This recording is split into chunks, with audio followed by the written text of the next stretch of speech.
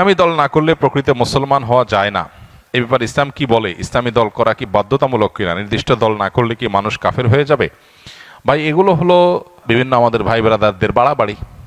বিভিন্ন ইসলামিক দলের কর্মীরা তারা তাদের মতো করে অনেক কথা বলেন, যেগুলো আসলে না কোরআন হাদিসে আছে, না তাদের দলের নেতারা তাদেরকে ভাই বলেন। এরকম অনেক ভাই ব্রাদার আছেন যারা এই ধরনের কথাবার্তা বলেন।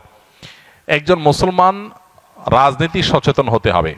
ইসলাম এবং মুসলমানদের কল্যাণ কোন দিকে, অকল্যাণ কোন দিকে, এইটুকু বোঝার মতো ক্ষমতা একজন মুসলমানের মধ্যে থাকতে হবে। এবং তিনি ইসলাম এবং মুসলিমদের কল্যাণ, নিজের দেশ, মাটি, মানুষের কল্যাণ বিবেচনা করে তাকে সিদ্ধান্ত নিতে হবে। তার কোনো সিদ্ধান্ত এটা যদি কোনো খারাপ মানুষের বা ইসলাম মুসলমানদের প্রতি বিদ্বেষ পোষণকারী বা ইসলামের ব্যাপারে অমনোযোগী মানুষের এগিয়ে যাওয়ার পথকে উন্মোচন করে, সে আল্লাহর কাছে দায়ী থাকবে। এজন্য তার রাজনীতির সচেতনতা, তার মতামত এবং ভোট প্রদান, এগুলোর ক্ষেত্রে অবশ্যই দায়িত্বশীলতার পরিচয় একজন মানুষকে দিতে হবে। কিন্তু একই সাথে দাওয়াতি কাজ করার জন্য, ইসলামের প্রতি মানুষকে আহ্বান করার জন্য অনেক প্ল্যাটফর্ম আছে। ইসলামী দলগুলো সেরকম অনেকগুলো প্ল্যাটফর্ম, অনেকগুলো দল, অনেকগুলো প্ল্যাটফর্ম। কেউ কোনো প্ল্যাটফর্মকে বেশি উপযোগী মনে করে সেই প্ল্যাটফর্মে তিনি কাজ করছেন, সেটা পলিটিক্যাল হতে পারে, নন পলিটিক্যাল হতে পারে। এটা আল্লাহর কাছে নাজাত পাওয়ার জন্য যথেষ্ট। মৌলিকভাবে মুসলিমদের যে মূল ধারা আছে, সেই মূল ধারা, সেই ধারার মধ্যে আবার বহু উপধারা, বহু প্ল্যাটফর্ম আছে।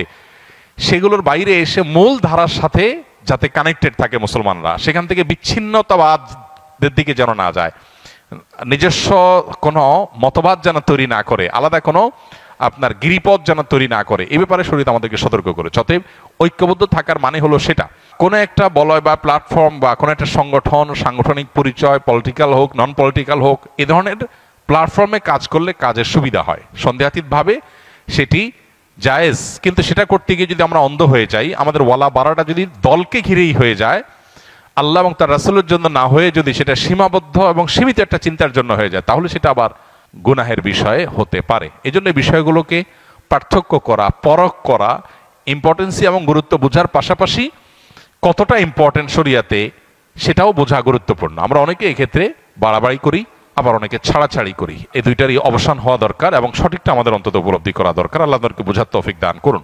আমি আব্দুল্লাহ, একজন ক্যান্সার রোগী। আমাদের ফ্যামিলিতে আমার বাবা, চাচারা অল্প বয়সে মারা যান। তাই আমার ছোট ভাইয়ের বউ বিষয়টি নিয়ে একজন আলেমের সাথে কথা বললে তিনি আমার নাম আর আমার পিতামাতার নাম জেনে জানতে পারেন আমাদের পরিবারে পুরুষদের উপরে অনেক আগ থেকেই কালো জাদু করা হয়েছে, এবং তিনি তখন জিজ্ঞাসা করেন আমাদের মধ্যে বর্তমানে কোনো ক্যান্সার রোগী আছে কিনা। যেহেতু অনেক আগেই কালো জাদু করা হয়েছে, তাই সেটি দূর করা নাকি অনেক কষ্টকর হবে। কোরআন ও হাদিসের আলোকে আমি এর সমাধান চাচ্ছি, আর যাতে আমাদের পরিবারে কেউ ক্ষতিগ্রস্ত না হয় তার জন্য কি করণীয় দয়া করে জানাবেন। দেখুন, ব্ল্যাক ম্যাজিকের সাথে ক্যান্সারের একটা যোগসূত্রের কথা অনেক অভিজ্ঞ এবং নির্ভরযোগ্য রাকিদের কাছ থেকে আমি শুনেছি। তারা তাদের অভিজ্ঞতার কথা বলেছে যে ক্যান্সারের মতো দুরারোগ্য ব্যাধি, এর সাথে ব্ল্যাক ম্যাজিকের কানেকশন অনেক বেশি। কিন্তু এখানে যেটা বলা হলো যে কোনো ব্যক্তির নাম, পিতার নাম জেনে ওই বংশের সবার ডায়াগনোসিস করা হচ্ছে, অনেক নির্ভরযোগ্য রাকিদের মতে এটা সঠিক নয়। এবং এই পদ্ধতিটা মূলত রুকিয়া শরঈয়া বা শরিয়া সম্মত যে রুকিয়া, তার মধ্যে এই পদ্ধতিটা পড়ে না।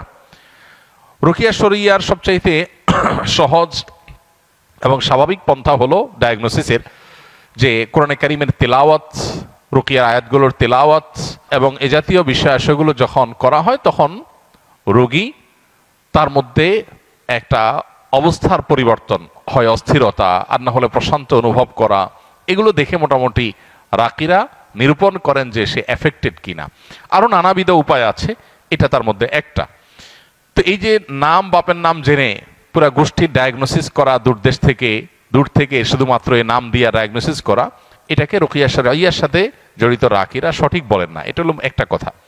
দ্বিতীয় কথা হলো যে আমরা আত্মরক্ষা কিভাবে করতে পারবো। আসুন্নাহ ফাউন্ডেশন থেকে ইনশাআল্লাহ আগামী সপ্তাহের মধ্যে আশা করছি আমরা একটা লিফলেট আমরা প্রকাশ করব, যেটা আসুন্নাহ ফাউন্ডেশন অফিস থেকে সংগ্রহ করা যাবে বা অনলাইন থেকে আমাদের ওয়েবসাইটগুলো থেকে ডাউনলোড করে নামিয়ে নেওয়া যাবে। কেউ চাইলে ফ্রি সংগ্রহ করে বিতরণও করতে পারবে ইনশাআল্লাহ। সেখানে আমরা জিন, জাদু ইত্যাদিতে আক্রান্ত মানুষদের সিমটমগুলো কি থাকে সাধারণত, সেগুলোকে আমরা একত্র করে দিয়েছি, এবং সেখানে ব্ল্যাক ম্যাজিক এবং দুষ্ট জিন, বদনজর, এগুলোর আক্রমণ থেকে, এগুলোর উপদ্রব থেকে নিজেদেরকে সেফ বা নিরাপদ রাখার উপায় কি, কোরআন হাদিসের আলোকে অনেকগুলো গাইডলাইন সেখানে দেওয়া আছে। এগুলো আমরা মেনে চললে আশা করা যায় আল্লাহ তাআলা আমাদেরকে হেফাজত করবেন। এর ভিতরে মোস্ট কমন হলো সকাল সন্ধ্যার দোয়া এবং জিকির। এটা যাতে কোনো অবস্থাতে মিস না হয়। বিশেষ করে সকাল সন্ধ্যা দোয়া জিকিরের মধ্যে রক্ষা কবচ যে দোয়া জিকিরগুলো আছে, এগুলো কিন্তু খুবই গুরুত্বপূর্ণ। তিনকুল, বিসমিল্লাহিল্লাযী লা ইয়াদুররু মা ইসমিহি, তারপরে আপনার হাসবিয়াল্লাহু লা ইলাহা ইল্লাহু, আয়াতুল কুরসি, এই রক্ষা কবচ আমলগুলো বিশেষভাবে পালনীয় সকাল সন্ধ্যায়। এটা যদি নিয়মিত কেউ করে আল্লাহ তাআলা তাকে হেফাজত রাখবেন। সুন্নাহসম্মত রোজাগুলোর সম্বিশুদ্ধবার, বিশেষ করে চাঁদের 13, 14, 15 ব্ল্যাক ম্যাজিক থেকে বাঁচার জন্য এই 3 দিনের রোজা খুবই গুরুত্বপূর্ণ। রোজা এখন ডাক্তাররাও রাখতে বলে, স্বাস্থ্যের জন্য ভালো। নবী সাল্লাল্লাহু আলাইহি ওয়াসাল্লাম বহু আগে বলে গেছেন, এখন সেটার নানা স্বাস্থ্যগত উপকারী দিকও আমরা জানতে পারছি। অতএব আইয়াম বীজের রোজাগুলো রাখলেও সেহের ইত্যাদি থেকে, ব্ল্যাক ম্যাজিক ইত্যাদি থেকে আল্লাহ তাআলা হেফাজত রাখবেন। তৃতীয়ত, বাসা বাড়িতে কোরআনে কারিমের তেলাওয়াত, এটার পরিমাণ আমাদের বাড়ানো দরকার। আমরা অনেকেই আছি বাসা বাড়িতে কোরআন তেলাওয়াত করি না। মোবাইলে ইউটিউবে সারাদিন আমরা এই ভিডিও সে ভিডিও দেখি, সেগুলোতে ব্যাকগ্রাউন্ডে মিউজিক বাজে, আমাদের খবরও নাই।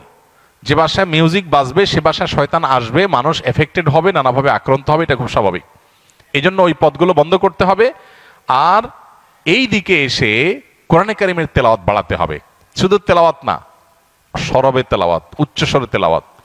উচ্চস্বরে বলতে চিৎকার চেঁচামেচি আমি বলছি না, যতটুকু শব্দ দিয়ে স্বাভাবিকভাবে তেলাওয়াত করা যায় বাসার বাড়িতে ততটুকু তেলাওয়াত, ততটুকু সরবে তেলাওয়াত। এটা আজকাল উঠে গেছে। যারা নিয়মিত তেলাওয়াত করেন তারাও আস্তে আস্তে তেলাওয়াত করেন, আর অনেকে বাসা বাড়িতে তেলাওয়াতই করেন না। তো এই কাজগুলো আমাদের নিয়মিত করা দরকার। এর বাইরে আরো বেশ অনেকগুলো গাইডলাইন দেওয়া আছে আমাদের ওই লিফলেটে। ইনশাআল্লাহ লিফলেটটা আপনার আগামী সপ্তাহ থেকে আশা করি পেয়ে যাবেন। আল্লাহ তাআলা আমাদের সবাইকে এ জাতীয় সব অসুবিধা থেকে, দুরারোগ্য ব্যাধি থেকে, মুসিবত থেকে হেফাজত রাখুন।